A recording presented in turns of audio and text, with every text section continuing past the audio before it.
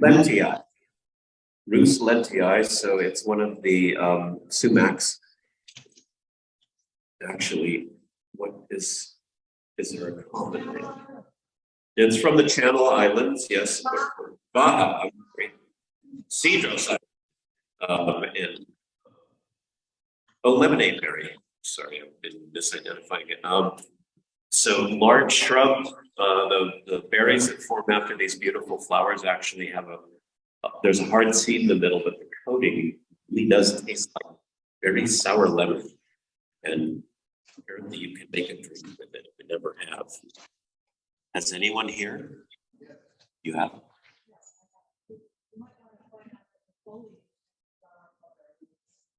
That's what it did look different than, yes, the foliage seems to be quite shorter and rounder than grayish. And then the flower color is a very deep pink with a really deep mahogany stem.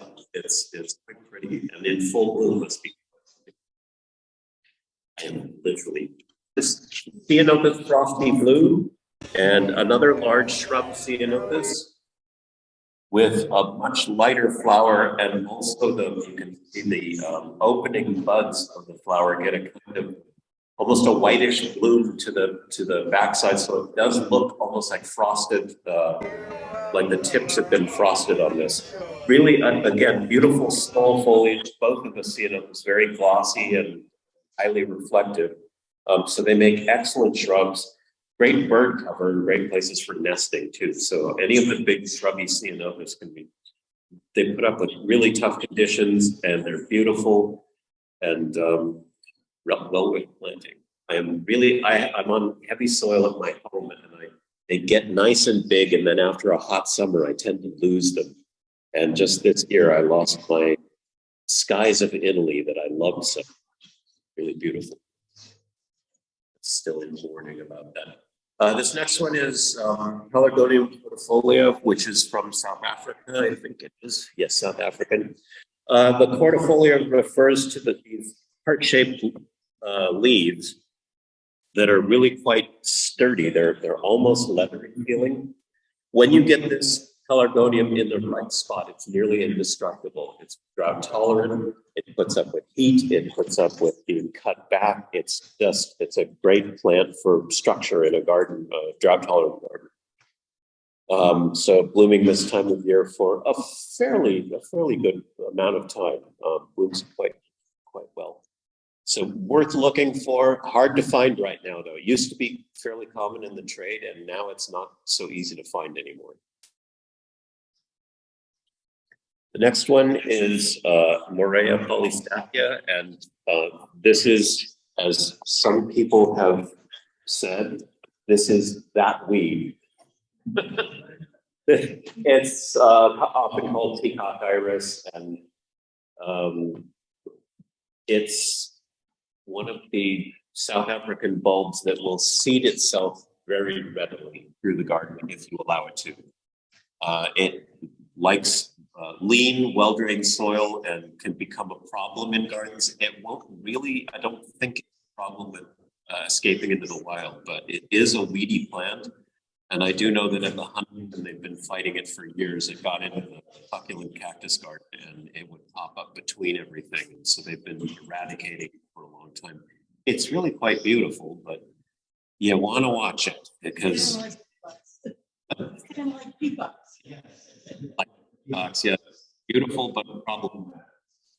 So it is really quite nice. The next is Acacia stenophylla, the two-string acacia. You can see why.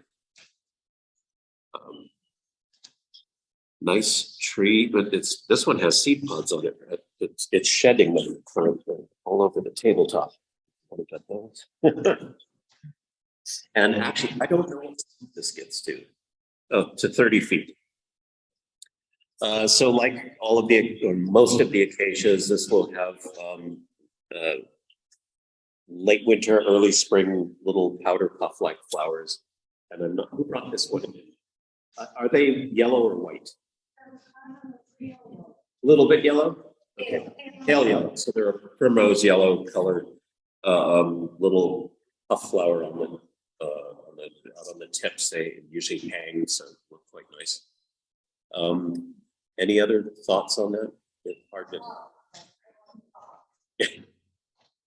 This columnar tree, beautiful, yeah, and it gives a nice willowy look and doesn't need much water doesn't become quite as problematic as some of the other weeping trees. Some of them are very brittle things that they put out. Agonis, I've stopped planting because it cracks all the time. This is a hybrid crassula.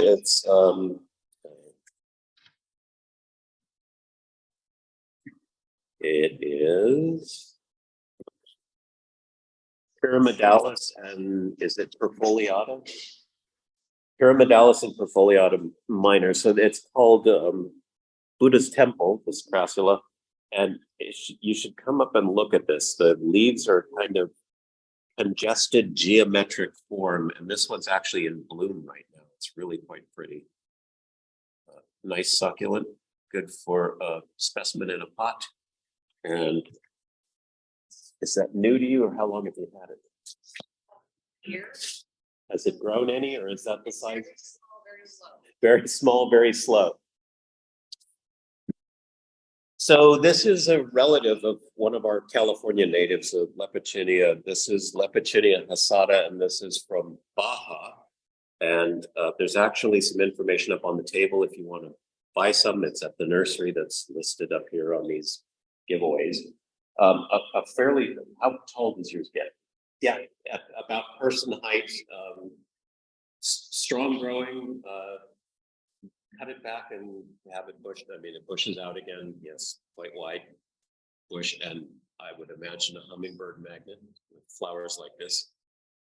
And I don't know, I was going to say, I don't know if it's got fragrant foliage, but I can't smell a thing right now. It doesn't matter. Very strong scent. Yeah, the Lepicinias do. They have, it's pleasant though, I think. I mean, for me, I think it's a pleasant scent. I'm not going to lift this one. This is Scedoxis. It's, which one is it?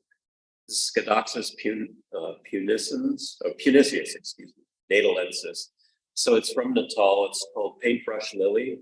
And it looks a little like the hemanthes, the blood lilies, but it's somewhat different when you look at the structure of it. And also the bracts behind the flower add a lot of color.